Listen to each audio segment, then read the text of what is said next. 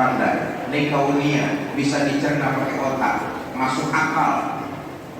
Rajin belajar sebab, pandai akibat. Kaunia. Siapa rajin menabung, dia punya duit. Rajin menabung sebab, punya duit akibat. Itu kaunia. Tapi perlu kita sadari, nggak semua peristiwa di alam ini bisa dicerna pakai otak kita manusia. Sebab apa? Ada yang kedua, proses ilahiyah. Apa ilahiyah itu? Kemauan Allah. Kalau Allah yang mau, segalanya serba mudah, nggak ada yang susah. Iza arada syai'an ayyakula lahu. Contoh nih, Nabi Adam, ibu nggak punya, bapak nggak ada, Allah mau tercipta Nabi Adam. Nggak bisa dicerna pakai otak, nggak bisa dilakukan riset siapa bapaknya Nabi Adam, nggak ketemu. Karena itu nggak semua proses peristiwa di alam ini bisa dicerna pakai otak. Otak kita kudu tahu diri, nggak sanggup memahami kekuasaan Allah yang maha besar. Karena itu otak kudu tahu diri. Otak kudu tahu diri. Ikuti kebenaran, bukan cari-cari pembenaran. Kalau ngikutin kebenaran, sudah jelas pedomannya kitab suci Al-Quran. Ini kadang-kadang kita sok main otak-otakan, bukannya ngikutin kebenaran, malah cari-cari pembenaran. Udah ketahuan salah, berkelit cari-cari pembenaran. Padahal kita hidup ini udah gampang. Allah berikan pedoman, ikuti kebenaran. Al-Quranul. Contoh lagi, api itu sifatnya panas, betul kan? Buat Allah api itu netral. Netral bagaimana? Ya terserah maunya Allah. Kalau Allah mau api panas, ya panas. Kalau Allah mau api dingin, ya dingin. Panas dan dinginnya api bukan buat Allah, tapi untuk kita para makhluk. Waktu Nabi Ibrahim dilemparin ke dalam kobaran api, Allah memerintahkan, ya naru kuni bardan wa salaman ala Ibrahim. Hai api, dinginlah kamu, selamatkan Ibrahim. Walhasil Nabi Ibrahim keluar dari kobaran api sekujur badan, sedikit pun nggak terbakar sama api. Kenapa? Api nurut perintah Allah. Ilahiyah nggak bisa dicerna pakai otak. Nabi Ibrahim kagak kebakar gara-gara ngamalin ayat yang tadi kali. Lu cobain. Ntar pulang ngaji dari Masjid Al-Muhajirin sampai dapur nyalain kompor dah. Baca nih ayat 3 kali. Ya naru kuni bardan wa salaman ala Ibrahim. Nangkring di atas kompor, insya Allah gosong. Nggak bisa dicerna dengan otak manusia. Kenapa? Ilahiyah, api nurut perintah Allah. Contoh lagi, sepanjang sejarah kita tahu Siti Maryam nggak pernah punya suami. Bu, ibu kenal sama Siti Maryam? Kenalan di mana lu?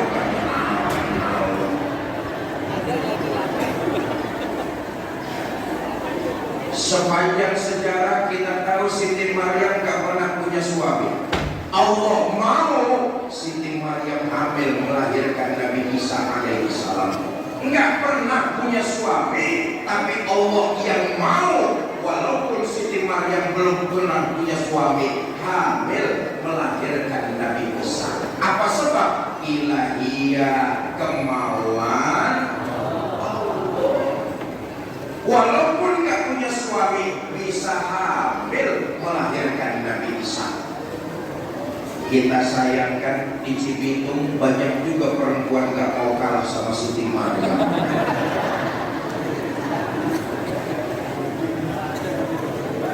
Nah, Isra dan Mi'raj ini maunya Allah. Ayo lihat, dari Mekah ke Palestina jaraknya luar biasa jauh.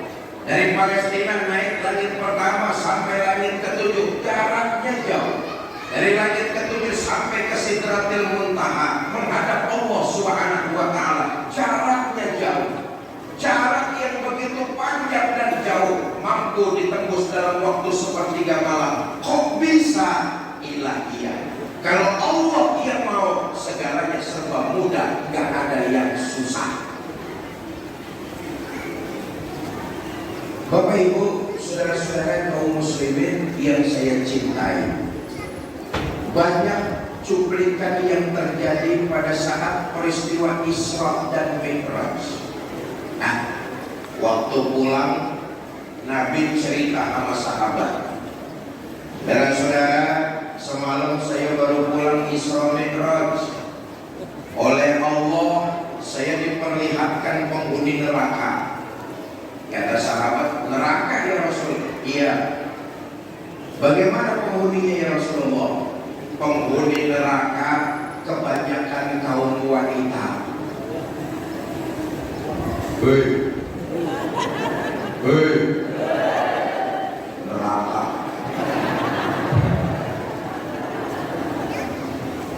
Ya Rasul, apa pria nggak ada di neraka? Banyak, tapi banyakkan kaum wanita. Apa wanita nggak pernah sholat ya Rasul? Rajinan dia sama suaminya. Apa wanita nggak pernah hadir di pengajian? Rajinan dia sama suaminya. Seragamnya juga banyakkan dia.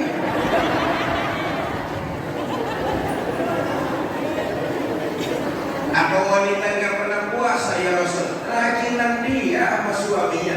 Terus kenapa banyak wanita jadi penghuni neraka? Kata Nabi, "Hurna yakfurnal asir." Kaum wanita umumnya kurang pandai bersyukur atas nikmat dan berat lidah mengucapkan terima kasih sama suaminya. Hei, hei. Oh, lempangan ini belaga budak ibu-ibu. Sorga anak ada di bawah telapak kaki ibu, tapi sorga istri ada pada kerinduan suaminya. Andai kata, Nabi dia ngomong, andai kata manusia boleh sujud kepada manusia, maka yang pertama aku perintahkan sujudnya seorang istri kepada suaminya. Tapi ini nggak boleh. Artinya betapa besar seorang wanita, seorang istri ketaatannya kepada suami. Bu, ayo lihat lagi sejarah Isra dan Mi'raj. Ulama sepakat tahun ini disebut Amul Huzni, tahun kesedihan. Apa sebab? Nabi ditinggal wafat istri tercintanya Sayyidah Khadijah binti Khuwailid. Khadijah bukan cuma sebagai seorang istri, tapi Khadijah sebagai pendamping. Nah ini penting nih, Bu. Semua perempuan bisa jadi bini, tapi nggak semua bini bisa jadi pendamping buat lakinya.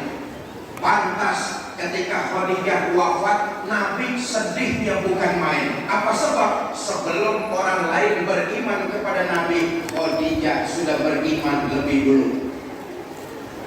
Ketika orang lain nggak percaya kepada suaminya, Khadijah percaya lebih dulu. Ini penting nih. Percaya nggak sama lakinya?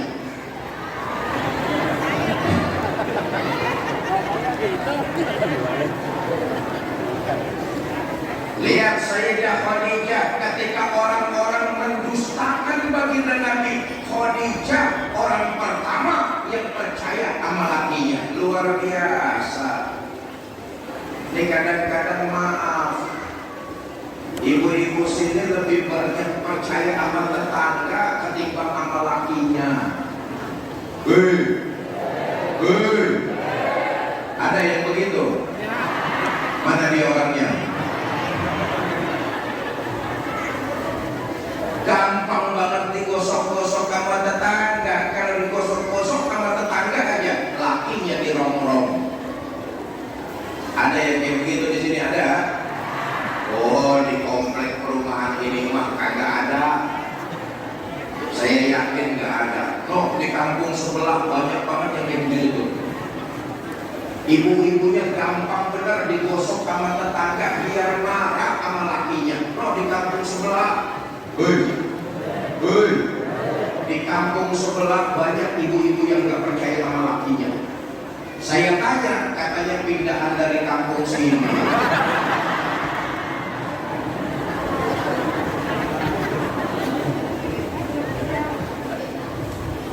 Bapak Ibu saudara-saudara kaum muslimin yang saya cintai, cuplikan-cuplikan hikmah banyak terjadi ketika Nabi melaksanakan peristiwa Isra dan Mi'raj. Tetapi kita tahu bersama intisari dari peringatan Isra dan Mi'raj turunnya perintah sholat 5 waktu. Betul atau tidak? Sayyid Qutb mengatakan sholat adalah merupakan komunikasi seorang hamba kepada Tuhannya secara langsung tanpa calon. Sholat diikuti dengan seluruh gerakan anggota tubuh, dimulai dari niat, diikuti dengan takbir, lalu diakhiri dengan salam. Itulah sholat. Ayo lihat lagi sejarah. Bapak Ibu saudara-saudara, ibadah-ibadah yang lain Allah turunkan melalui perantara malaikat Jibril. Tapi khusus ibadah sholat, Allah sendiri yang memerintahkan baginda kita Nabi besar Muhammad. Inilah ibadah yang utama. Kata Nabi, awwalu ma yuhasabu bihil abdu yawmal qiyamah as-sholat. Amalan pertama yang nanti di akhirat bakalan ditanya amalan ibadah sholat. Yang hadir di Masjid Al-Muhajirin di akhirat bakalan ditanya tentang sholat kita masing-masing. Kamu siapa? Saya Pak. Saya siapa? Saya pengikutnya Nabi Muhammad. Benar? Benar Pak. Baik, kalau kamu ngaku jadi pengikut Nabi Muhammad, ciri pengikut Nabi Muhammad itu ruka'an sujadah, mendirikan sholat. Dulu waktu hidup di Wanasari pernah sholat? Pernah Pak. Berapa banyak? Enggak banyak-banyak Pak, setahun cuma 2 kali. Saudara, ayo kita renungi. Sehari semalam Allah memberikan kita waktu 24 jam. Betul apa enggak? Dalam kurun waktu 24 jam Allah cuma minta kepada kita untuk 5 kali lapor, yaitu lewat sholat 5 waktu. Sekarang kita hitung-hitung, sholat itu yang bagus, taruh dah sekali sholat waktunya 10 menit. 10 menit sholat di Masjid Al-Muhajirin, cakep banget. Sekali sholat 10 menit. Yang sedang-sedang taruh dah waktunya 5 menit. Yang kilat khusus 2 menit. Ini cepat perangkonya gambar gelendeng soalnya. Ambil yang tengah-tengah saja sekali sholat 5 menit. 5 kali 5 waktu kan cuma 25 menit. Betul apa enggak? Sisanya 23 jam 35 menit. Silakan kau gunakan untuk keperluan. Cuma 25 menit Allah minta kita lapor. Ini aja masih banyak di antara kita yang belum mengerjakannya. Saya tadi sempat ngobrol sebentar sama Sekcam. Kata Sekcam, Ustaz, alhamdulillah warga kami di Wanasari orangnya rajin-rajin sholat berjamaah Ustaz. Apalagi kalau subuh berjamaah Masjid Al-Muhajirin penuh sampai keluar-keluar. Kagak ada yang di dalam.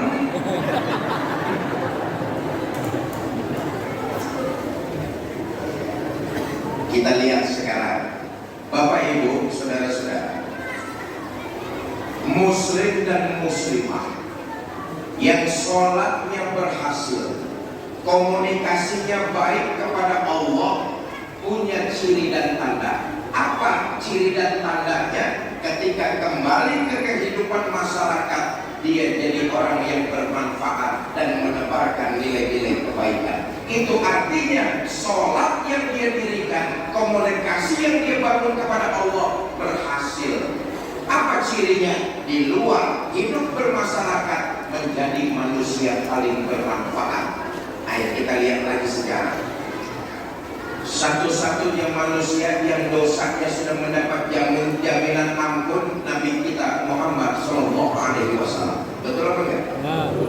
Tapi sejarah juga kita baca, dosanya Nabi sudah mendapat jaminan ampun, sholatnya luar biasa.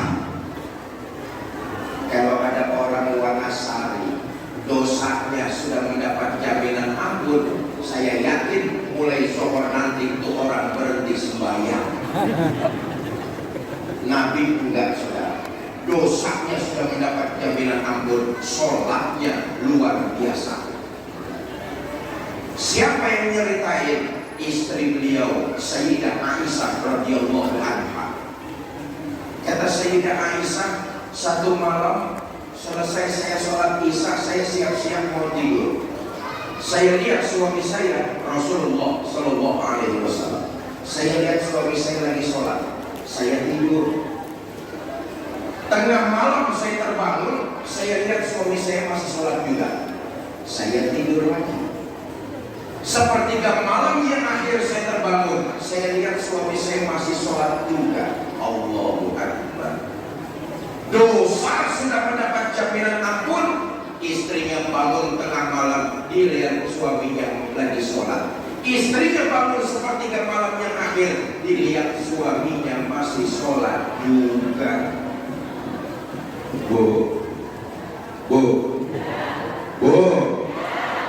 Istri Nabi mah kalau tidur sebentar-sebentar bangun.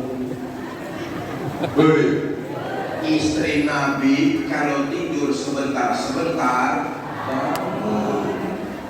Istri Nabi kalau tidur sebentar-sebentar bangun. Istri orang Wanasari kalau tidur bangun. Bablas. Saya lihat suami saya masih sholat juga, saya tungguin. Selesai suami saya sholat, saya samperin, saya tanya, Bang, ada apa ya? Oh, Nabi itu kalau sama istrinya tipe suami romantis. Nah, ini lagi-lagi karakter dan kepribadian yang dibentuk dari ibadah sholat menyebabkan kita jadi manusia paling bermanfaat. Jangankan kepada masyarakat, kepada keluarga menjadi pribadi yang bermanfaat. Nabi mencontohkan seperti itu, memperlakukan anak dan istrinya dengan penuh kelembutan dan kemesraan. Lihat lagi sejarah. Nabi kalau manggil istrinya kalimatnya mesra, ya Umairah. Betul apa tidak? Beliau kalau manggil Sayyidah Aisyah, ya Umairah, hai yang kemerah-merahan. Bibitnya Sayyidah Aisyah putih kemerah-merahan. Nabi kalau manggil kalimatnya lembut, romantis. Pak,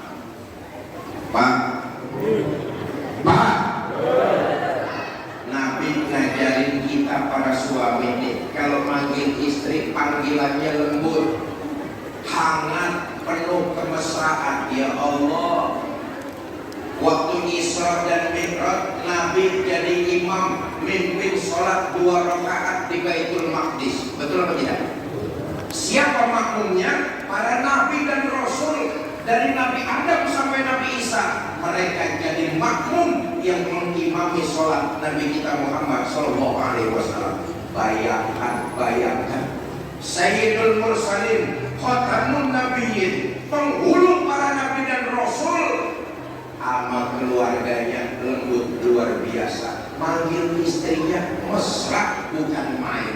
Ngajarin kita suami ini, Woi, woi. Maaf, kita kan sebagai suami kadang-kadang enggak kebangetan jujur manggil istri tapi nyakitin. Udah tahu istrinya hitam, kalau manggil dulu sini dulu. Jujur tapi nyakitin. Bang, abang kan dosanya sudah mendapat jaminan ampun. Terus ya kalau sholat jangan gitu-gitu benar, kenapa sih bang? Apa jawaban baginda Nabi Aisyah? Afala uhibbu an akuna abdan syakura. Kamu pikir saya nggak senang? Oleh Allah saya mendapat gelar abdan syakura, hamba yang pandai bersyukur. Makin diampuni kesalahan saya, makin saya bersyukur kepada Allah. Makin diampuni dosa saya, sujud, sholat, ibadah saya makin saya tingkatkan kepada Allah Subhanahu. Dosanya sudah mendapat jaminan ampun, sholatnya luar biasa. Bapak Ibu, saudara-saudara, sekarang kita kaji.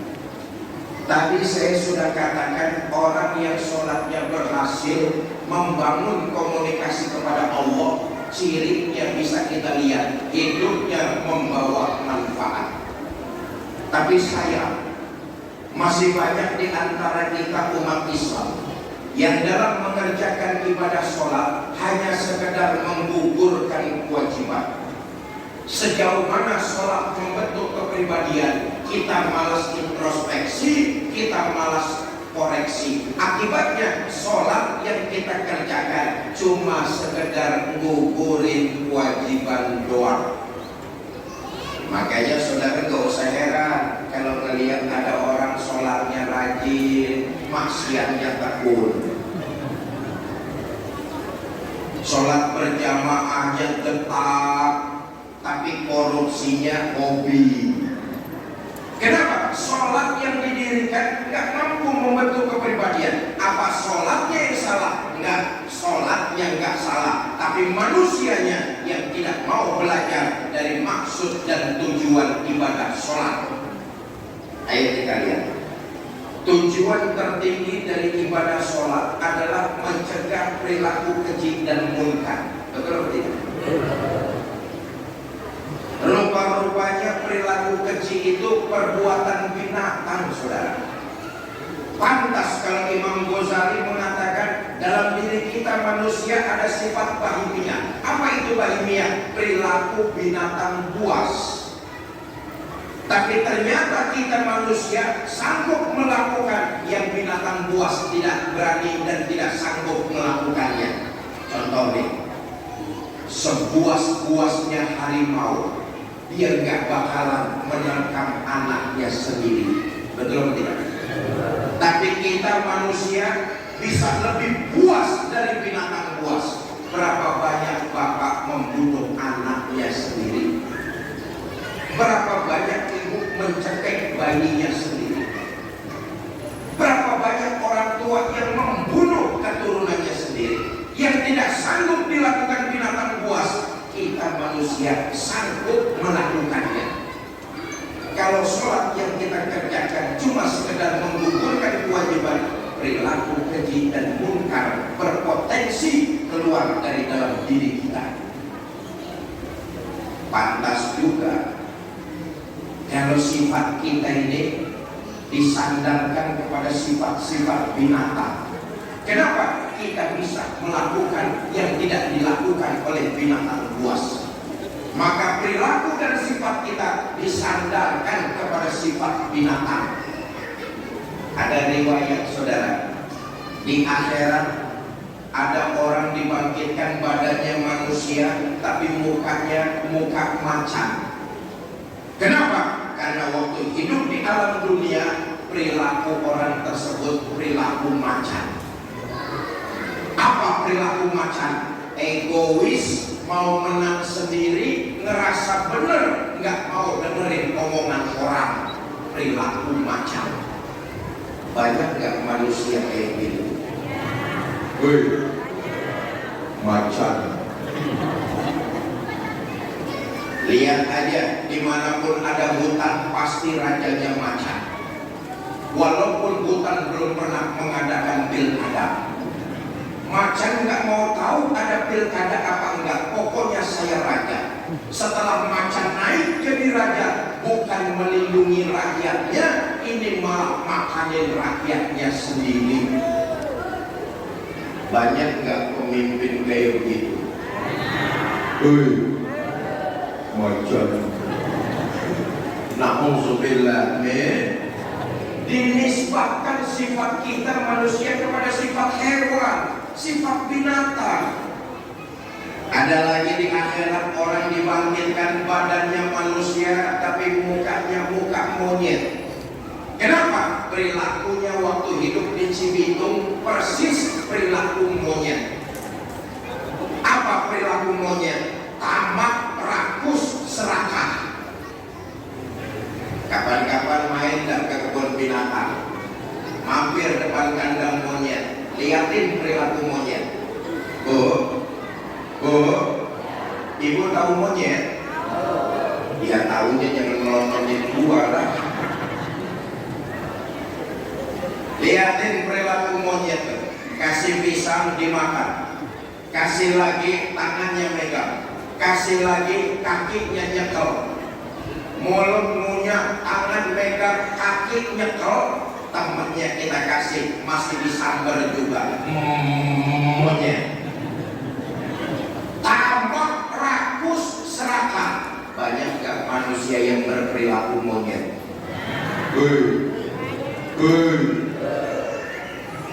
Selama perilaku monyet masih bergentayangan di Bekasi, selama perilaku monyet masih bergentayangan di Jawa Barat, selama perilaku monyet masih bergentayangan di Indonesia, kemakmuran, kesejahteraan buat rakyat cuma akan jadi khayalan saja.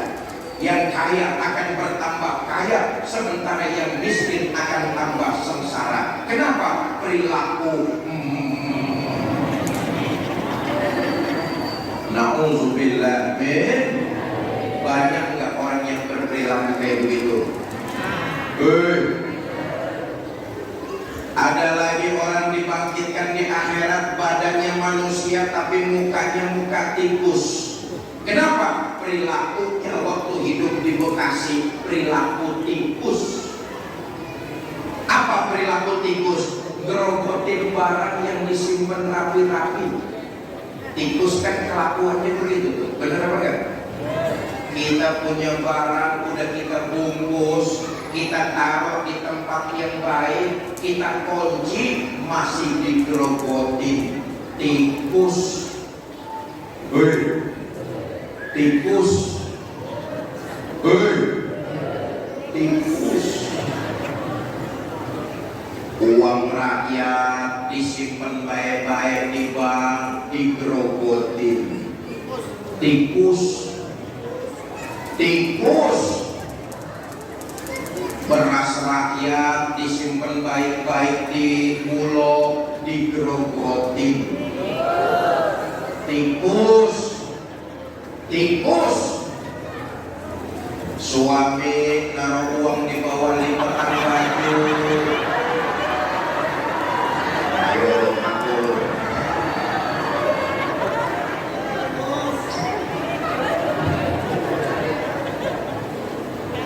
Tujuan dari utamanya ibadah sholat agar kita terhindar dari perilaku keji dan munkar. Tapi faktanya Bapak Ibu Saudara-saudara, masih banyak di antara kita yang mengerjakan ibadah sholat hanya terjebak menggugurkan kewajiban. Akibatnya perilaku keji dan munkar tetap saja dikerjakan. Contoh dan teladan kita baginda Nabi besar Muhammad Sallallahu Alaihi Wasallam. Saya katakan beliau sholatnya luar biasa, walaupun dosanya sudah mendapat jaminan ampun. Tapi sekarang kita tinjau praktek kehidupan Nabi bermasyarakat. Dari sholat yang beliau dirikan mengajarkan kepada kita hidup di tengah masyarakat lewat sholat menjadi manusia yang bermanfaat. Lihat,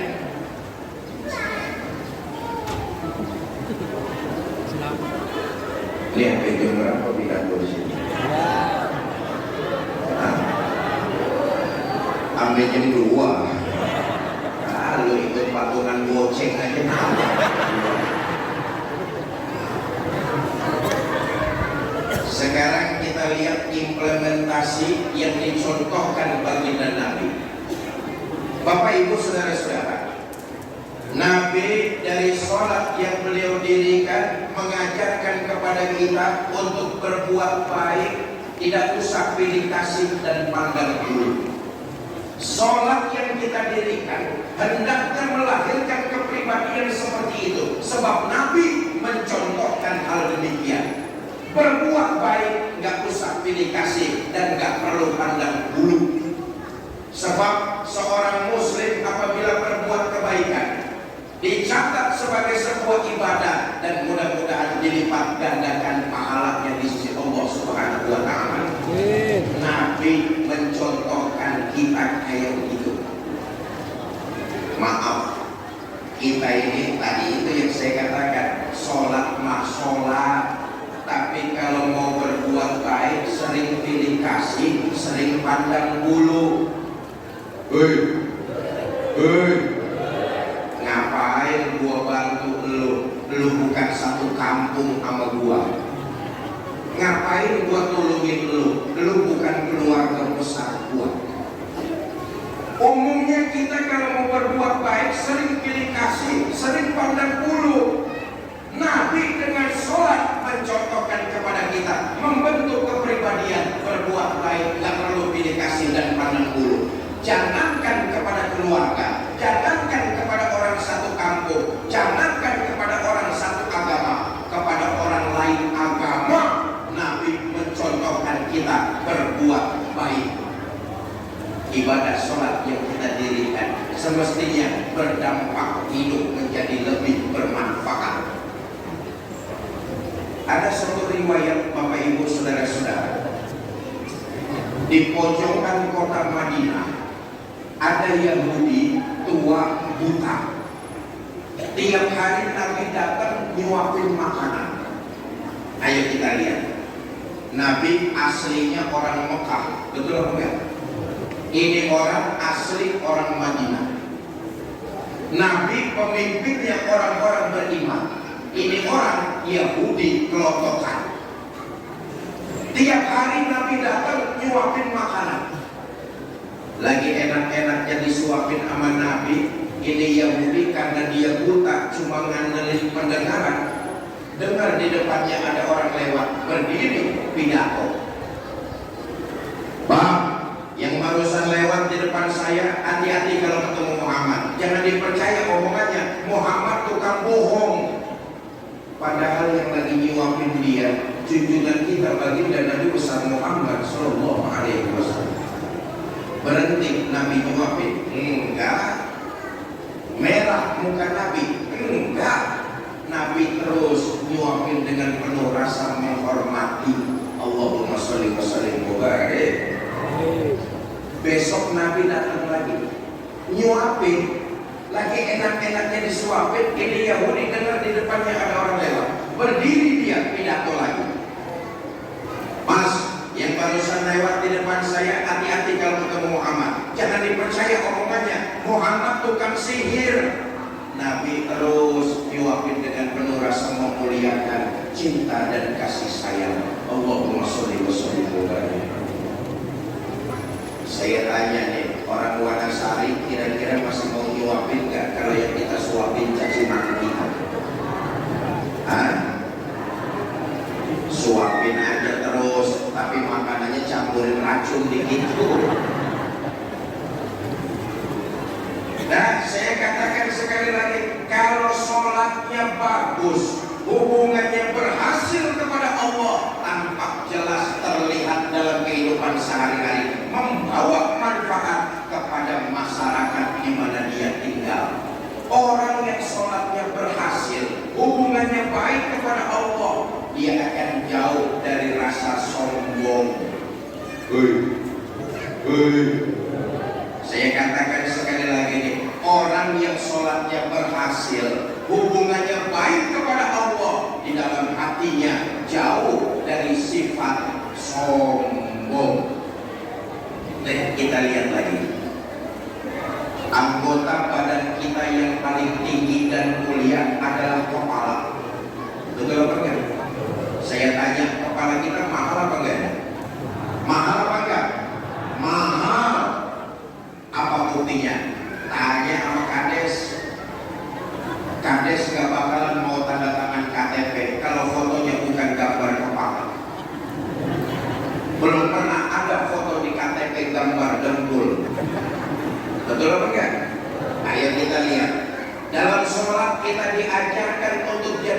manusia tawadu, anggota badan kita yang begini tinggi, mulia dan mahal, begitu sujud menghadap Allah, adanya sama persis dengan anggota badan kita yang paling bawah, yaitu telapak kaki.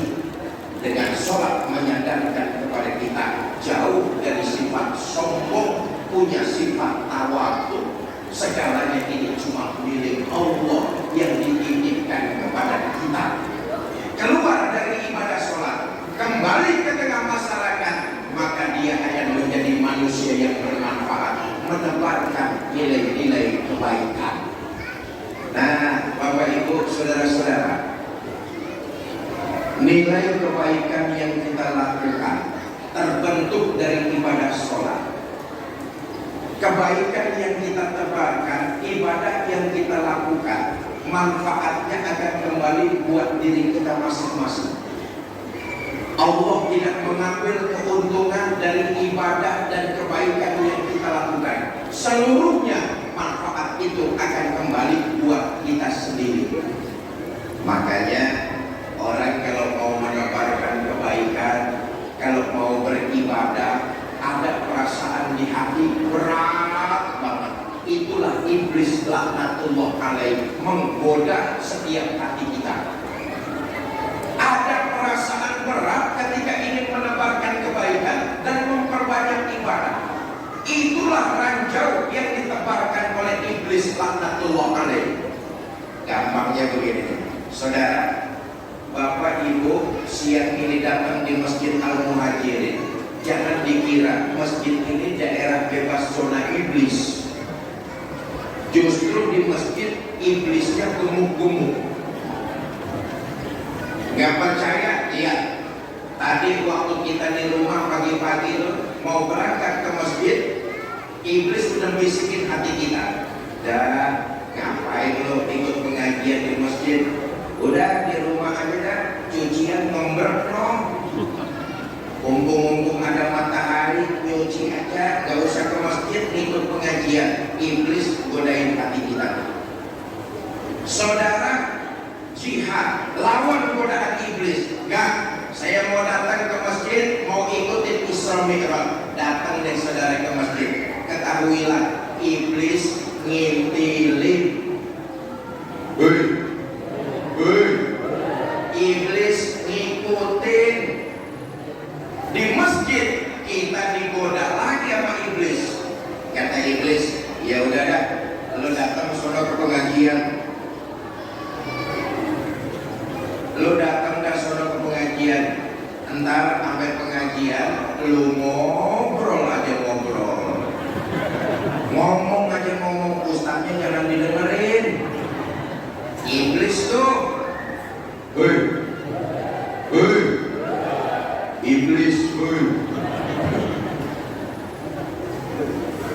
saudara lawan lagi godaan iblis. Enggak, saya di masjid, di pengajian mau diem dengerin pidato ustaznya. Iblis gak bakalan nyerah, digoda lagi hati kita. Kata iblis, ya udah, lo ntar di pengajian di masjid kagak usah ngobrol, diem aja, duduk sambil nyender, cuma pules. Perasaan berat menebarkan nilai kebaikan dan memperbanyak amal ibadah. Tapi kita lihat, setelah kita melakukan perbuatan baik, setelah kita menebarkan nilai-nilai kebaikan, melaksanakan berbagai macam ibadah, menemukan kebahagiaan batin. Betul apa enggak? Ketika saudara mampu membantu orang lain, saudara menemukan kebahagiaan batin. Kalau batin bahagia, insya Allah kehidupan kita menjadi berkah. Karena itu sholat yang kita dirikan itu keberhasilannya terlihat dari setelah ia kembali ke tengah-tengah masyarakat, menjadi manusia yang bermanfaat, menebarkan nilai-nilai kebaikan dan memperbanyak ibadah. Bapak Ibu, kebaikan yang kita kerjakan, Allah nggak ngambil keuntungan sedikit pun. Sebaliknya, kejahatan yang kita lakukan, kita bukan sedang menzolimi Allah. Tapi sesungguhnya kejahatan yang kita kerjakan, kita sedang menzolimi diri kita sendiri. Sebekasi orang gak ada yang sholat, Allah gak merasa terzolimi kok. Allah gak bakalan pensiun jadi Tuhan. Betul apa enggak? Tapi ketahuilah, kita sedang menzolimi diri kita sendiri. Kalau kita berbuat baik kepada orang, zohirnya orang itu menerima kebaikan kita, tapi hakikatnya kita sedang berbuat baik bagi diri kita sendiri. Perbuatan-perbuatan itu yang menemani kita masuk ke dalam kubur. Maaf ya, dia yang hadir di sini ini kan semuanya nih calon-calon jenazah. Betul apa kan? Ada orang sini yang hidup terus-terusan. Ada apa enggak? Ini semuanya calon-calon jenazah. Kata Nabi, nanti waktu jasad kita digotong ke kuburan, menggunakan kendaraan yang paling serem, namanya keranda jenazah. Siapa yang naik pasti mati. Belum pernah ada yang gagal. Yang ngantar kita cuma 3, ahluhu wa maluhu wa amaluhu, keluarga, harta, amal. Itu yang ngantar kita ke kuburan. Tapi sayang yang 2 pulang. Siapa yang 2? Ahluhu wa maluhu, keluarga dan harta pulang. Yang nemenin kita gak lain adalah amal perbuatan, yang baik maupun yang buruk.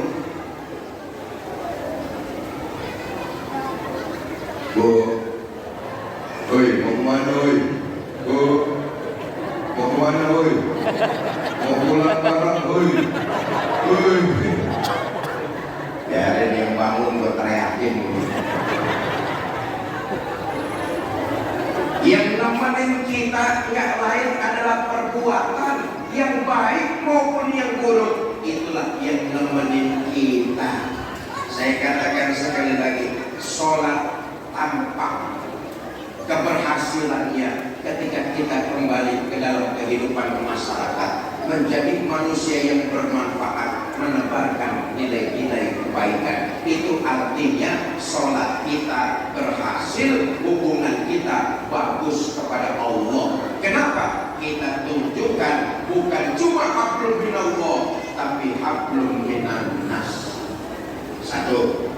Yang kedua, Bapak Ibu saudara-saudara, sholat membuat kita umat Islam harus merenung bahwa sholat mengajarkan kepada kita tentang nilai-nilai kerukunan, kebersamaan, dan menjaga persatuan. Itulah sholat yang kita dirikan, itulah sholat yang kita kerjakan.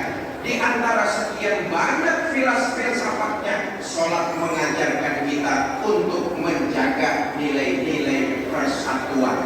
Ayo lihat, rumah kita pasti ngadepnya berbeda-beda. Betul enggak? Rumah saudara ada yang ngadep ngulon, ngetan, ngidul, ngalor. Rumah kita menghadapnya boleh berbeda-beda. Tapi tengok, ketika kita akan melaksanakan sholat zuhur berjamaah di Masjid Al-Muhajirin, kita datang dari arah yang berbeda-beda, menyusun saf di sini. Perhatikan, kita semua menghadap arah yang sama. Betul atau tidak?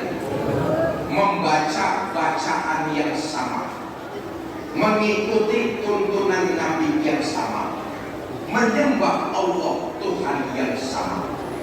Maka seorang muslim selesai mendirikan ibadah sholat, kembali ke tengah masyarakat, dia memperkuat nilai-nilai persatuan. Sebab sholat mengajarkan seperti itu. Aneh bin ajaib, kalau ada orang sholatnya rajin, tapi di tengah-tengah masyarakat malah kebalik jadi tukang hasut, memecah belah kerukunan warga. Padahal sholat yang kita kerjakan mengajarkan kita merawat nilai-nilai persatuan. Cari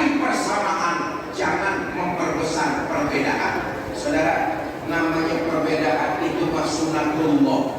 Kita ini dilahirkan berbeda-beda, betul atau tidak? Tapi yang diajarkan lewat ibadah sholat, cari persamaannya, jangan memperbesar perbedaan. Nggak usah contoh yang susah dah, yang gampang-gampang aja. Siang ini yang hadir di masjid ini, ada nggak yang mukanya sama? Ada apa enggak? Jangan muka, senyum aja beda-beda, betul apa enggak? Jangan memperbesar perbedaan. Lewat sholat kita diajarkan cari persamaan. Yang suka tahlilan bagus, terusin. Yang gak suka tahlilan nggak apa-apa, tapi diem aja.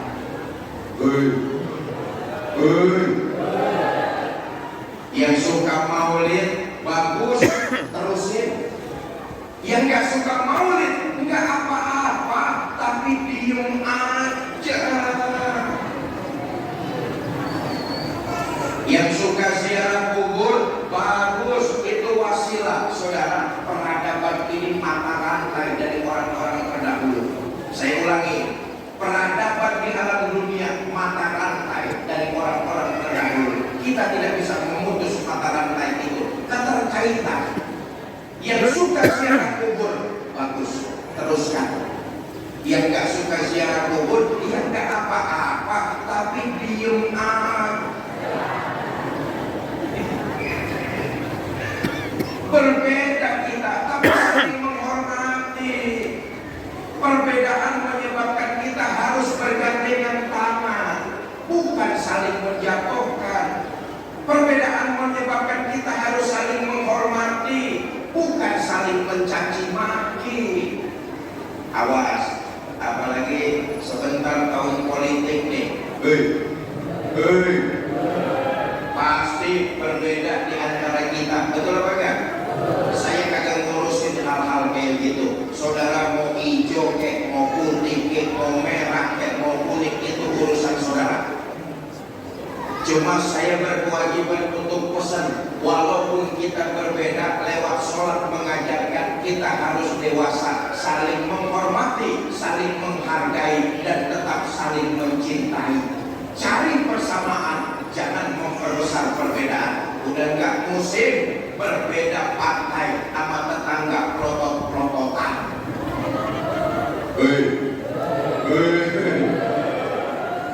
Ayo kita sadar deh orang-orang Cibitung, siapapun nanti yang bakalan jadi pemimpin di negeri ini, kita rakyat tetap aja cari duit sendiri. Betul apa enggak? Buat apa gara-gara berbeda partai kita sama tetangga gak akur? Buat apa gara-gara beda pilihan presiden sama saudara jadi pecah? Padahal kita engkap-engkup nyari duit sendiri. Engkap-engkup nanti kamu. Sudahlah, kita di umat Islam khususnya Cibitung harus dewasa. Perbedaan, nah sekali lagi saya katakan, perbedaan harus membuat kita saling bergandengan tangan, bukan saling menjatuhkan. Perbedaan membuat kita saling menghormati, bukan saling mencaci maki. Kalau saling menghormati, kalau saling bergandengan tangan, kita bisa mewujudkan umat Islam menjadi keluarga besar. Kenapa? Landasannya silaturahmi, walaupun berbeda, tetapi tetap saling cinta. Landasan silaturahmi. Saya nih siang ini hadir di Masjid Al-Muhajirin, Komplek KB rumah. Saya siang ini hadir di perumahan Regensi 1 Bekasi. Landasan saya silaturahmi. Pasti kita berbeda, betul apa enggak? Saudara, ada yang lahir orang Bekasi, ada yang dari Jawa Tengah, ada yang dari Jawa Timur, ada yang dari Pulau Jawa. Itu aja kita berbeda. Saya qadarullah oleh Kiai Zainuddin MZ sama-sama lahir di Betawi, di Kebayoran. Enggak pernah pesen. Lahir di Kebayoran di Jakarta, enggak pernah pesen.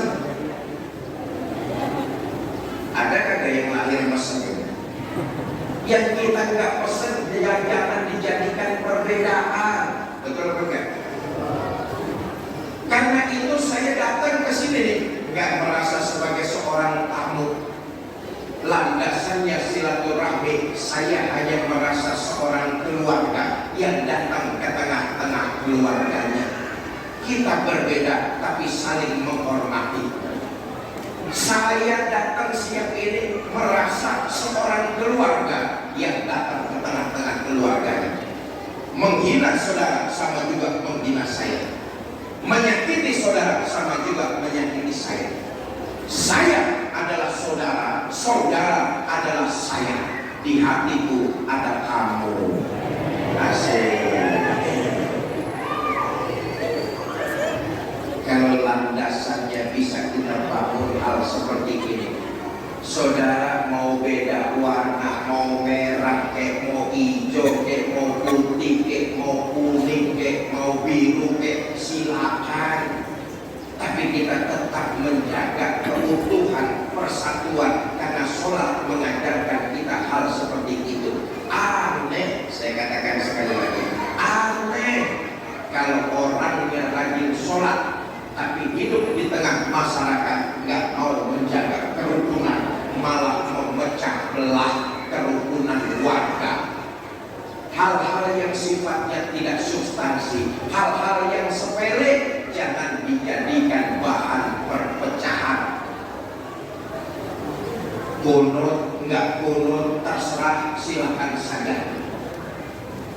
Yasin, tahlil, yang mau syukur, yang nggak mau nggak apa-apa. Yang kunut, yang nggak kunut jangan diributin.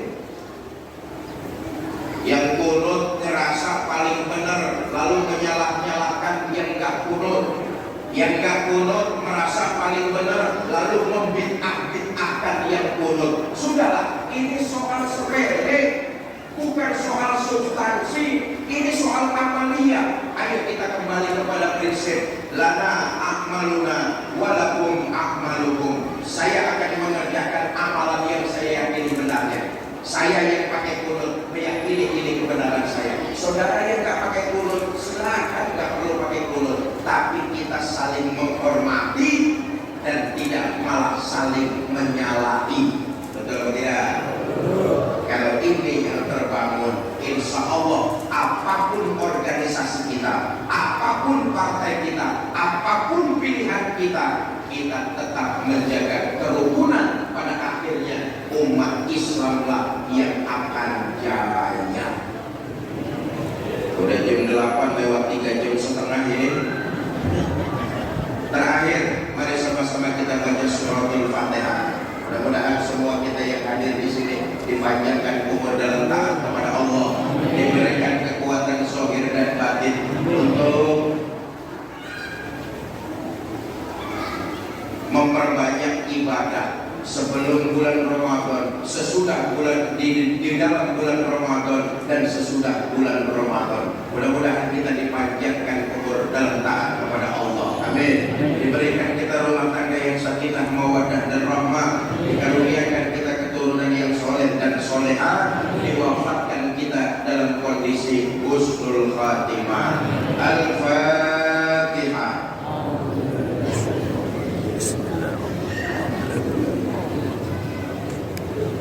Iya,